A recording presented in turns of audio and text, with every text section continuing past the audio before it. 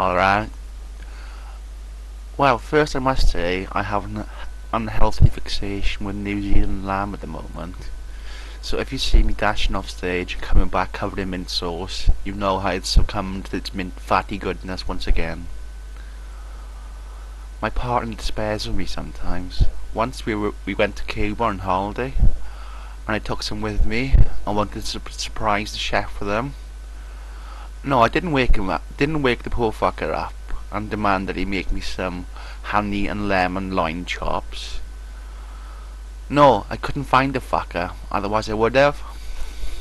The greaseball could see that all was not well with me and avoided me like a particularly nasty lift fart. You know, the ones that violate everybody's noses for the length of the ride, and even the fatties get out early to escape the venomous gas.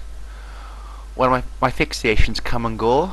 The earliest one I had was with Fisher-Price toys. Man, I love those fucking things. A part of me still does.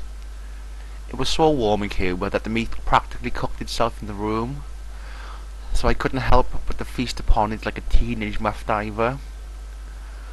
The only difference was this fucking thing had a bone sticking out of it.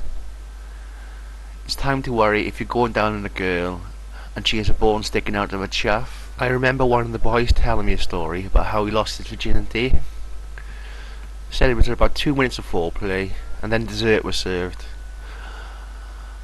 And as he entered her, and I must say, I assumed it was her, he never did say, and as he entered her, there was this blinding flash, and he saw her grandmother in the doorway, grinning like a bastard.